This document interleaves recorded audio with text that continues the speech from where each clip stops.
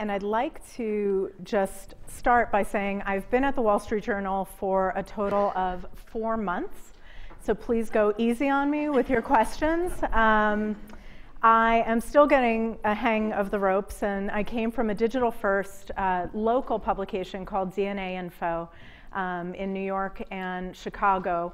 Hyperlocal going to global has been really interesting for me.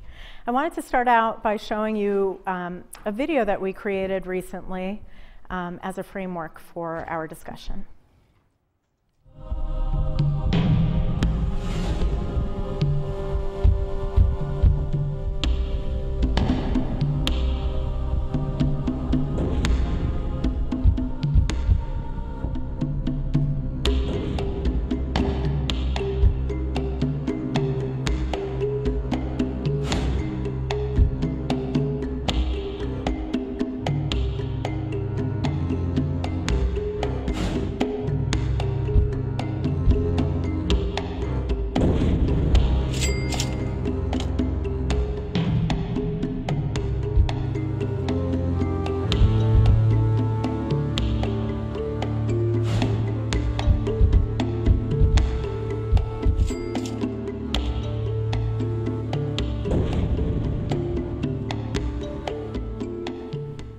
So as you can see, this is a pretty heavy topic, very traditional Wall Street Journal world coverage.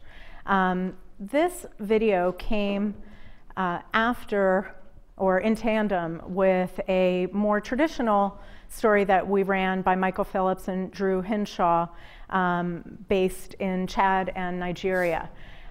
This story is quite long and has much in-depth reporting. And the way that we used to think about video as a component at the Journal was very separate, or possibly a breadcrumb kind of piece that would be a teaser of sort and drive people back to the main story. We definitely still hope that people come back to our main site and story, but for the past year or so, we've been really rethinking how we utilize these individual and unique assets that we might upload on Facebook or share on different platforms.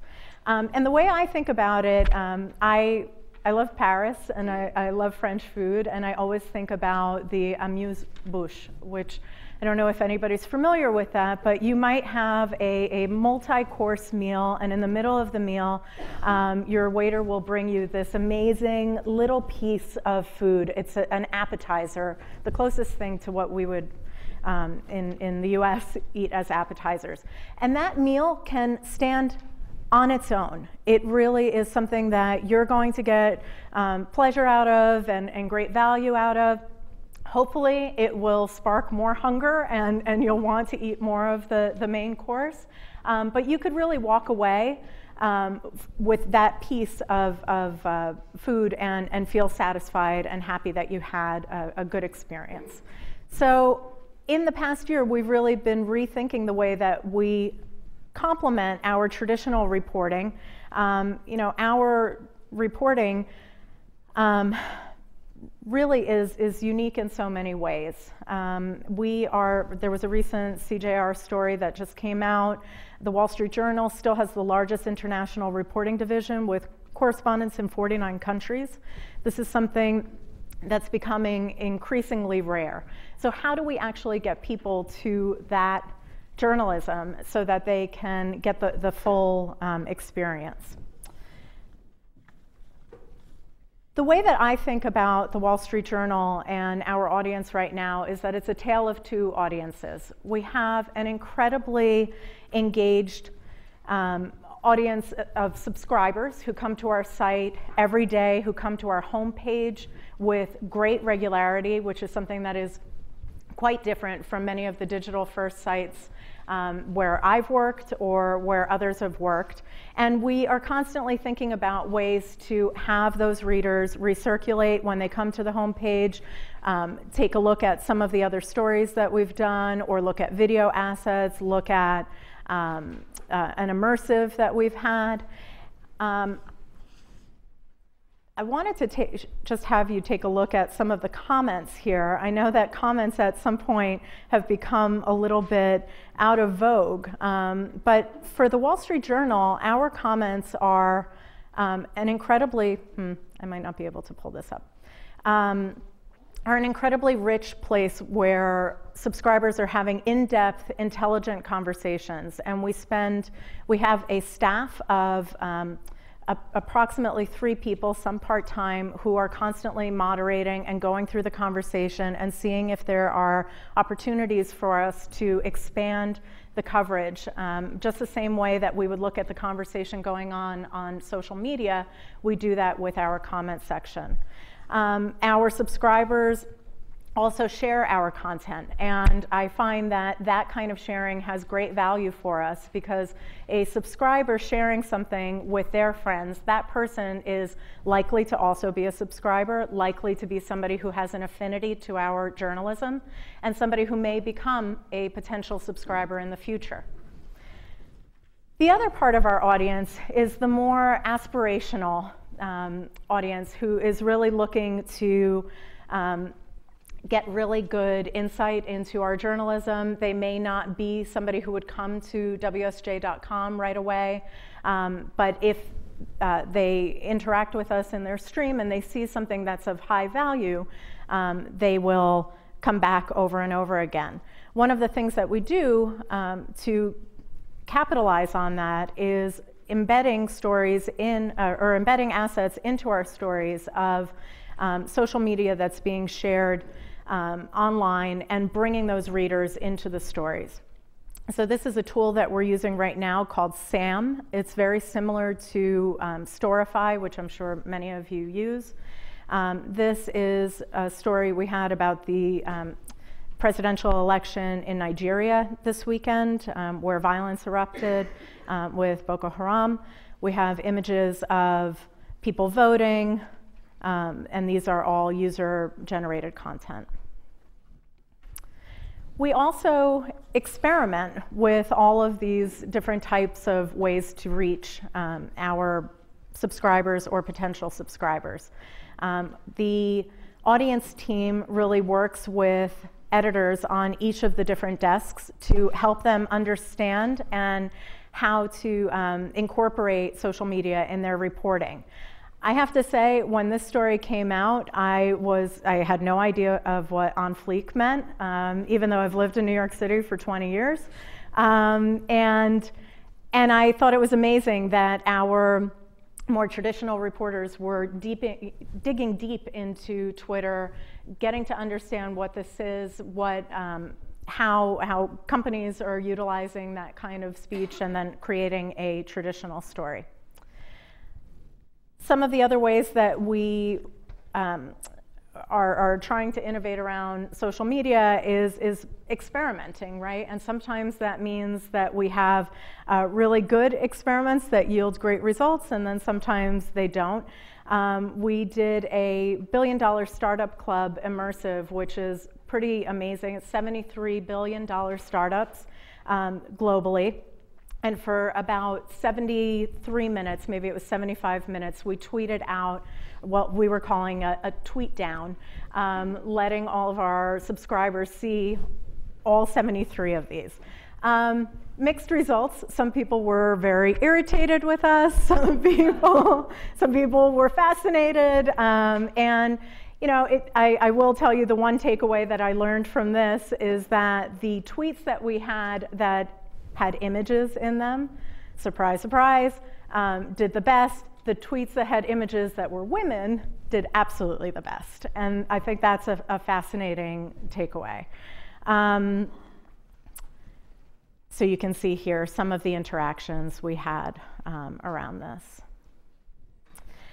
So I just want to talk a little bit about workflow and how the audience team is configured. So like Joy was saying, we have the social media team under audience, SEO, and newsroom analytics. There is a business side analytics component, which we work with very closely. And if I were here a few months from now, I'd be able to share a lot about some of the changes we're making in the newsroom. I'm really excited about it. One of the biggest things that I'm looking forward to is much more of a sharing of information from our business side. They are our partners, and they have a tremendous amount of information about our subscribers. They call them customers, we call them readers. They are all the same people, and we're looking forward to being able to better collaborate. So please watch for those announcements. So another piece of it is really figuring out digital hygiene as well. In our team, we're looking at SEO and how you're formatting a story and how you're configuring it, how you're figuring out what works on mobile, obviously, and what works on a traditional site. And then sometimes it's also just a conversation about what is truly a Wall Street Journal story. I will tell you that the night that the dress blew up online, I looked at that at first and thought, A, what the heck is this? B, is this even a story for us? And I'm happy to say that we were able to take a very journal approach to this. We have an amazing science staff that isn't so well known outside of the business and finance work that we do. We had a reporter, Gautam Naik, work on a story about the science behind the color of the dress. As you can see, it was shared more than 9,000 times on Facebook. This story was one of our top performers over the course of the month. And more than just traffic, the time on the actual story was extremely high. People were taking time to understand the different nuances. This is a long story. This is not a very quick dive into this. And people were excited to talk about it on social and on our site. Another part of this, though, is knowing when to shut up. I think it was really interesting for me to see that there was a very fixed amount of time where people wanted to have this conversation and to understand the science or the phenomena as a whole. And our team was constantly looking at traffic data and seeing how people were communicating, and the moment that the tide turned, we understood that it was time to shut down that conversation and move to the next step. Something else we do to make sure that we are having a rich conversation, much like the comments that I was talking about, it's not just about whether somebody's sharing the story, but we've started incorporating quizzes to match with the story, the journalism that we're doing, to see what kind of comprehension level different folks have with our stories. I know it's not something that we're talking about. I mean, we keep talking about social media, but we're not really talking about social media anymore, whether it's calling it audience. But I don't know about you guys, but most of my job is surrounded around social media and figuring out what that means. And the way that I think about it is that we have two very distinct components.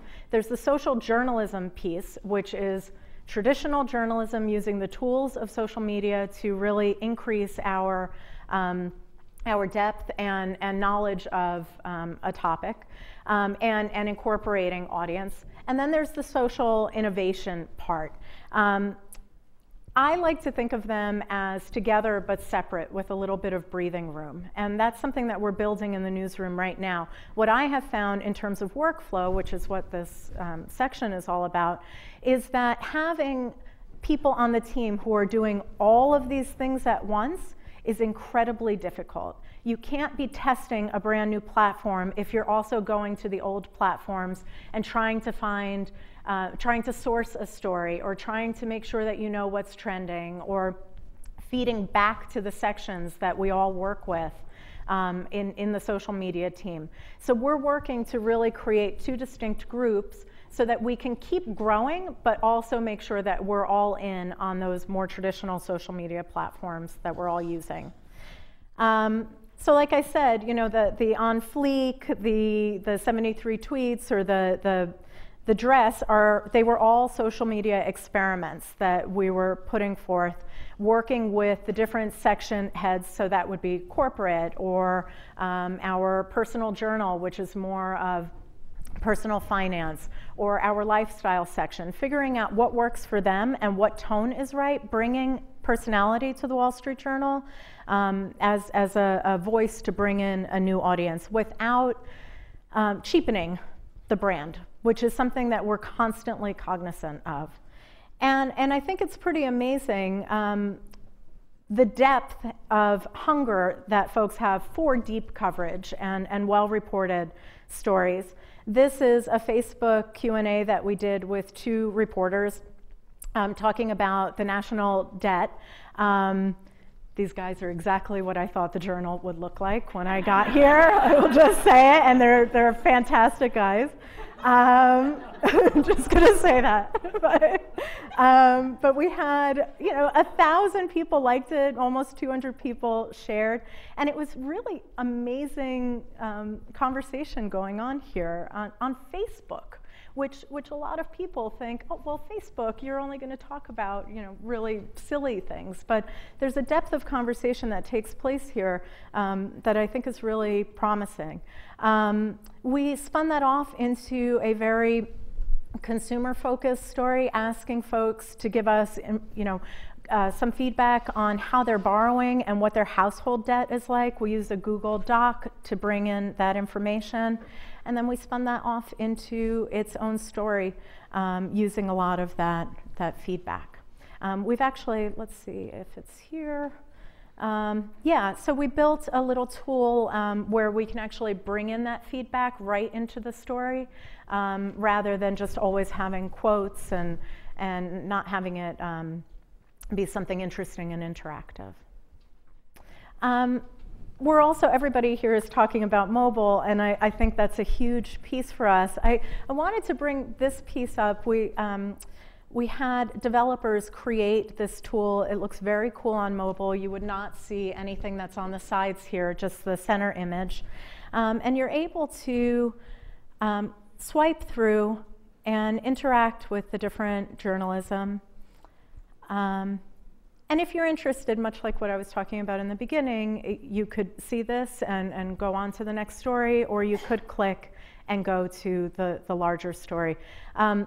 We're playing with ways to figure out how to go to mobile while still catering to the audience that we have on the site. And it's interesting, I think for many of us, we've talked about being platform agnostic or something like that. And I actually think it's really a matter of just thinking about your audience and how they're utilizing or how they're consuming your content. Amy Webb at the beginning of the year actually started thinking about how your audience is, what activity are they doing? And I was so happy to read that because that's something I constantly think about. The way that I read something on my phone when I'm running on the treadmill, which is not a good idea, but I do, or the way that you interact with a video on desktop. These are two very different behaviors, and thinking about what it is that your readers are doing on Saturday morning, and creating your journalism around that and your content, the way that you're presenting it, is super important. The other thing that I wanted to say about the Wall Street Journal that I think is a unique position is a lot is said about our print publication or our digital publication, but we also are a wire service. And a wire service in many ways, to me, is the original Twitter. So something that we're doing in terms of workflow is really bringing in our real-time desk into the flow. The people who really know how to report in real time very quickly, getting out headlines, getting out little bullet points, and bringing that all together. I'm seeing I'm running out of time, so I'm going to go really quick here. We're experimenting a lot with mobile and apps. Line, which Amy spoke about earlier today. We launched Line in Hong Kong in November. Within just a few months, we have more than 750,000 fans. What's amazing about it is we sent out a survey asking what our fans were interested in. We got more than 4,000 responses in the course of 3 days. That's a huge engagement, and they were willing to give us information about their interests, where they live, what language they speak, etc., and then that helps us figure out what we're going to feed there. We're also doing in-person events. I led a discussion about social media in the newsroom. I think it was last month. It sold out within something like 6 hours of going live. We had to expand it, double the room. The readers were incredibly engaged. I had amazing conversations with them. I've never experienced that before. They were able to give us a lot of feedback on what interests them, which we can then really bake into what we're doing. This is another example of a quiz that seems to not be pulling up. The other just real quick thing that I wanted to make sure to emphasize is that all of these things are not possible unless if you have buy-in from the top. Our newsroom for the past 14 months or so changed its morning meeting with the senior staff so that people are no longer pitching to page one, but actually pitching the best digital stories that are possible. I'm a participant in that meeting. I talk about what's trending. I talk about what stories make sense for us, how we should be really putting those together. And at the end of the meeting, page one selects the stories that they feel will work in print. This is a huge shift for the newsroom, and whereas the startup where I was before, making changes was, somebody had said, oh, it's like you were in a little speedboat and now you're in a warship. And I would say, the old job, it was more like a rowboat, like bailing out water. And now it's a warship that is making really big changes, but only register as tiny little shifts. And all of these big changes over time will really amount to what we hope is a really positive shift for journalism as a whole. So thank you.